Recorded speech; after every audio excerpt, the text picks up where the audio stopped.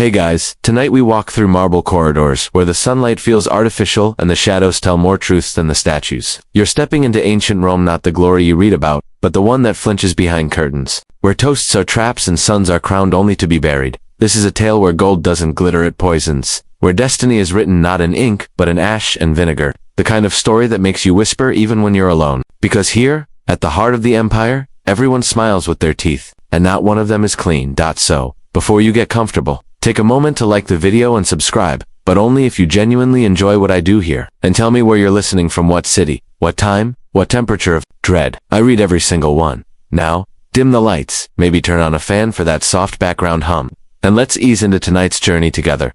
The boy wears a cloak, dyed in imperial purple, and yet you can't help but notice how young he looks in it, not unworthy, just unfinished. The edges of him still soft, still too hopeful for the world waiting beyond those Roman columns. His name is Lucius, though the Senate prefers to call him the light of the empire. Grand speeches have been made about his virtue, coin stamped, with his boyish profile clink in the purses of senators who voted for his future with fingers crossed behind their backs. You're watching him now, from a shadowed alcove of the imperial villa. The air smells like spiced wine and wet stone. His tutor trails behind him, quoting Virgil in a monotone. But Lucius isn't listening. He's focused on a hawk circling above the forum courtyard. His dreams are high and sharp and wide-winged. Your historical fact. During Rome's high imperial era, heirs to the throne were chosen with ceremony. But their safety was anything but ceremonial. Many adopted sons of emperors never lived to inherit poisonings, drownings, exiles dressed as retreats. The brighter the boy shone, the more eager the darkness became, and Lucius shines a little too brightly.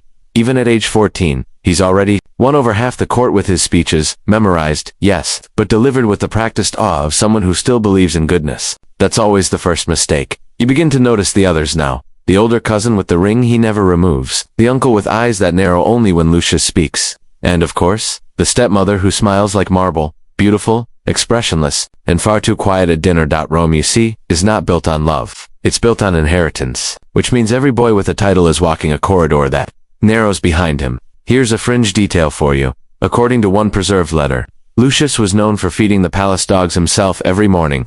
The kitchen staff once joked that the food he tasted was safer for it until one morning, the dog collapsed. The joke ended there. Scholars still argue whether Lucius's downfall began at birth or at his first triumphal speech. Some claim he was too perfect a golden heir crafted to make the others nervous. Others insist he was merely in the wrong place at the right time. A coin flipped by fate and caught by poison. Tonight, you watch as he walks into the great atrium, his footsteps echoing off the mosaic floor. The torches along the wall flicker as if whispering warnings. He doesn't hear them. He never will. You find him at the banquet, seated slightly off-center, close enough to the emperor to signal favor, but just far enough that no one would accuse him of pride. The table groans with roasted boar, honey-glazed dates, oysters served in golden shells, and wine, always wine. Lucius doesn't drink yet, not officially, but he touches the cup like it might answer a question. He's too polite to ask aloud. Tonight, the hall feels tense beneath its luxury. Laughter arrives half a second too late. Servants move too precisely, their eyes darting to the floor. You see it, this isn't a celebration, it's a performance.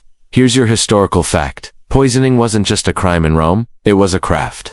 The house of Livia, one of the oldest noble lineages, was rumored to employ food tasters who sometimes didn't survive the first course, and the imperial kitchens, filled with testers, herbalists, and slaves trained to drop dead before their master did. Lucius raises a spoon. It glimmers like silver, though no one ever confirms if it's pure. The stew smells of lamb and lentils, and just a hint too faint to name of something metallic. He takes one bite. You watch as his expression flickers, not from pain but confusion, like he forgot what something should taste like. Then, he smiles. Of course he does. He's been trained for that, but you see the tension ripple through the room, like the tightening of a net. A few guests glance toward the emperor's wife, whose goblet remains suspiciously full. Here's the fringe detail. Some records speak of slow poisons used in Rome, substances that didn't kill in hours, but in weeks. They robbed the mind first, then the skin, then the blood. Victims often seemed merely ill, or suddenly more quiet, before slipping into nothing. And here's the debate. Was Lucius poisoned that night, or had it already begun? Some historians argue the stew was only symbolic, the moment he lost the emperor's protection, not his life. Others swear that by the next morning, he awoke with fingers that no longer curled properly. One diary notes he began speaking less after that, not because of fear, but because he kept forgetting words. A golden boy, dimming like a torch in the wind, and no one dared ask why. The marble baths of Rome were built for indulgence. But in the steam, nothing is ever secret. You're there now, cloaked in vapor, sandals sticking gently to the mosaic floor. Lucius sits alone in a pool designed for 10. His once bright eyes are heavy, as though weighed down by unseen chains. Another boy enters, a friend, a cousin, maybe both. Their names shift in the records, but the conversation lingers like mist. You look tired. The other boy says, Lucius just nods. Here's the historical fact. Roman elite used bathhouses not just for bathing, but for politics. The steam softened more than skin, it loosened tongues. Deals were struck there. Allegiances reversed. Assassinations planned in towel-folded whispers. The boy leans closer, lowers his voice. They're saying things, he murmurs, that you've been touched by the Furies. Lucius laughs, but his mouth doesn't quite curve the way it should. You believe in Furies now. I believe in what people repeat, the boy replies. And they're repeating your name. Silence stretches across the steam. It feels thick, metallic. Lucius looks down at his hands. The skin is paler now. Not unhealthy, just unfamiliar. As though they belong to someone else. And here's your odd tidbit. One Roman superstition warned against bathing during illness, fearing that steam could awaken poisons lying dormant in the blood. Healers sometimes diagnose sickness not by pulse or fever but by how one's reflection behaved in misted mirrors. Lucius's reflection is blurry, but not just from steam. It seems hesitant, delayed. And then his friend says something strange. If anything happens, just remember, your cupbearer has a brother. Lucius doesn't ask what he means. Because in Rome, questions are more dangerous than poison. The woman watching him never blinks. She sits behind a lattice screen, veiled in gold thread, her posture perfect. She is not his mother, but she is someone's mother, and that's often worse in Roman politics. Her name is whispered in most sources, Crispina. Some call her the emperor's second wife. Others say she was never truly wed, just woven into the palace like ivy. Poisonous, persistent, impossible to remove. She watches Lucius with something between admiration and hunger. Not literal hunger, empire.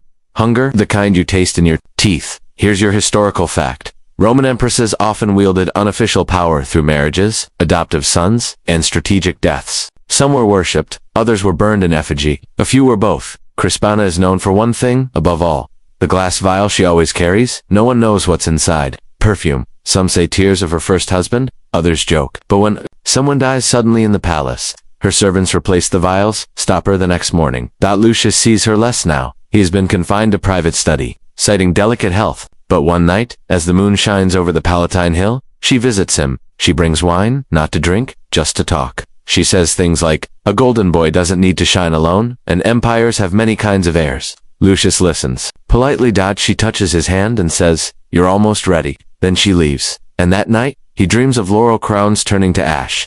The Senate chambers echo like tombs when they're empty, but today, they echo with applause. Lucius stands in ceremonial white, a wreath perched on his curls. He looks taller, composed. He raises his hand and the senators go quiet. His speech is short, elegant. Something about honor, something about Rome's destiny. He doesn't notice the sweat beading along his jaw. Halfway through the applause, he stumbles. Not a fall, just a flicker. His hand moves as if reaching for something invisible. His eyes lose focus for half a second too long.